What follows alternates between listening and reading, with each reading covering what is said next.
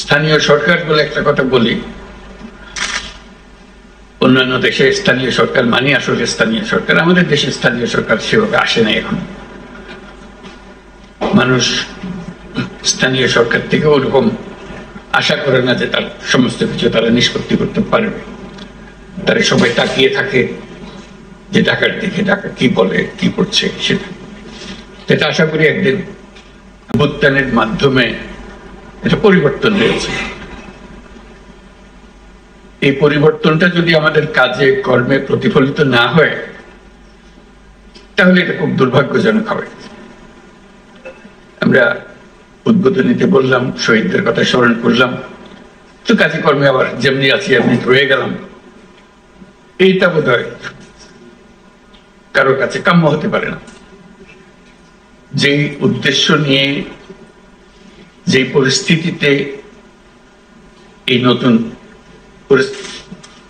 এই উদ্বোধনের জন্ম হলো, সেটাকে ধারণ করে সেটার স্পিরিট কে প্রসারিত করে আমরা যে কাজকর্মগুলো করব সেগুলো যাতে মানুষ মনে করে যে হ্যাঁ একটা বড় পরিবর্তন হয়েছে, পরিবর্তনটা যেন চোখের লাগে, এই একটা বিষয়। এটা সার্বিক বিষয়। এটা যে কাজই করি না কেন, যে অভ্যুত্থানের কাঠামোতে আমরা সেই কাজগুলো করি, যে স্পিরিটটাকে যেন আমরা সামনে নিয়ে আসতে পারি। আমরা সবাই আগের সরকারেও কাজ করেছি, কাজে এমন না যে আমরা অপরিচিত সেই সরকারের সঙ্গে। সেটা একরকম ভাবে আসবে, নিজের থেকে সেটাকে সম্প্রসারিত করতে হবে যে আমরা এই পরিবর্তনটা আমরা চাই।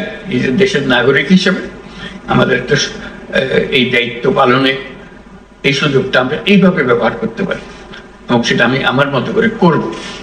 এই কমিটমেন্টটা নিজের কাছে নিজে করা, এটা আগেও বলছি যে এটা কোনো নির্দেশের বিষয় না, এটা নিজে অনুধাবন করার বিষয়, যে আমরা এই ভঙ্গিতে আমরা এটাকে প্রতিফলন করবো, আমার এই দায়িত্বকে নিয়ে আসবো। যেহেতু এই অভ্যুত্থান হয়েছে, তার মধ্যে বহু রকমের ডিস্টারবেন্সেস সৃষ্টি হয়েছে কাজকর্মে, সেই এটার থেকে উত্তরণ করে এখন ফুল স্পিডে অগ্রসর হওয়ার জন্য আমাদেরকে অগ্রসর হওয়ার সময় এসে গেছে। যেহেতু প্রথম অর্ধেক যে সময়টা কাটালাম বছরের শেষ অর্ধ, এটা প্রায় শেষ আজকে প্রায়। কাজে এখন নতুন বছর শুরু হচ্ছে, নতুন বছরের একটা কর্মপ্রেরণা যে আমরা এই পূর্ণভাবে সেটা ধারণ করে আমাদের কাজকর্মগুলো করব, যাতে আমরাও বুঝি, নিজেদের মধ্যে অনুধাবন করি এবং মানুষ বোঝে যে হ্যাঁ একটা কিছু পরিবর্তন হয়েছে। এটাতে মুখে বলারও দরকার নেই, দেখলেই বোঝা যায় একটা পরিবর্তন হয়েছে। মানুষ কি পরিবর্তন চায়? কতগুলো খুব কমন জিনিস আছে যেগুলো চায়, বা শান্তি শৃঙ্খলা চায়, আইন শৃঙ্খলা চায়, এটাকে নিশ্চিত করে। সেটার বিষয়ে আমরা বারে বারে বলছি, আবারও বলছি, এবং সেটাতে আমরা খুব গুরুত্ব দিচ্ছি যে সব মানুষ যেন মনে করে সরকার আমাদের যে অধিকার আমাদের গঠনতন্ত্র দিয়েছে, সেই অধিকারগুলো যেন আমরা সরকারের কাছ থেকে নিশ্চিত হয়ে যায় আমরা পূর্ণাঙ্গভাবে পাই। যে আমাদের যে অধিকারগুলি, আমাদের মানবিক অধিকার, আমাদের যা যা অধিকারগুলো আছে সেগুলো প্রতিষ্ঠিত করতে পারি। এবং সে প্রসঙ্গে একটা বিষয় এসে যায় যে সংখ্যালঘুদের অধিকার, যে আমি নানাভাবে বলার চেষ্টা করছি সংখ্যালঘুদের অধিকার বলে আলাদা অধিকার থাকার দরকার নেই। আমরা যে নাগরিক, এর সঙ্গে আজকে নিজেদের মধ্যে একটা প্রতিযোগিতা করা যে আমার এখানে আমরা ঠিক রাখতে পেরেছি, আমরা একটা ভাবা দেবো যে মুখ জেলাতে খুব সুন্দরভাবে তারা করতে পেরেছে, এবং আমরা সেটা নিশ্চিত করবো যে সেটা রিকগনাইজ হয়, যেটা ধরা পড়ে যে হ্যাঁ এরা খুব সুন্দর করছে। আমার মাঝে মাঝে মনে হয় যে ওই যে আগে তো শিক্ষকতা করতাম, ওই শিক্ষকতার ভাবটা মনের মধ্যে এসে যায়। ওই সবসময় মনে হয় যে এরকম করলে বোধহয় ভালো হয়, ওই শিক্ষকতার মেজাজের ভেতরে এটা আসে। কি করে গ্রেডিং করা, ABCD করা, কারা A, কারা B, কারা C, কারা D, এরকম আমরা ওরকম করতে পারি, নিজেরাও করতে পারি। এটা এমন না যে এটার জন্য এটা কারোর শাস্তির ব্যবস্থা করবো, তা না। এটা নিজেদের প্রতিযোগিতার জন্য। আমি এবার A পেয়েছি, আমার এখানে এই বিষয়ে আমি A পেয়েছি, দ্রব্যমূল্যে আমি A, অন্যরা বলবে যে সে পেল দিয়ে আমারটা B হয়ে গেল কেমন, অথবা B- চলে গেলাম কেমনে। এরকম যেন না। এটা একটা নিজেদের, এটা ফুর্তির জন্য, এটা এমন না যে এটার জন্য কারো চাকরি বিঘ্নিত হচ্ছে, এরকম কিছু না। এটা এটা ওর মধ্যে আমি একত্র করতে চাই না। এটা এটা নিজেদের একটা প্রতিযোগিতার ভাব আনার জন্য, যে আমার জেলাকে আমি ঠিক রাখতে পেরেছি, আমার একটা গৌরব। এটা কেউ এটার জন্য আমাকে প্রতিদান দিল কি দিল না সেটার জন্য আমি অপেক্ষা করছি। আমি নিশ্চিত করছি আমার আমার নিজের বুদ্ধি খাটিয়ে, সব বুদ্ধি যে উপর থেকে আসতে হবে এমন কথা নয়। উপরের বুদ্ধির চেয়ে আমার বুদ্ধি কোনো অংশে কম না, বরং অনেক বেশি। যেহেতু আমি পরিস্থিতির মুখোমুখি, তারা তো পরিস্থিতির মুখোমুখি না, আমি পরিস্থিতির মুখোমুখি।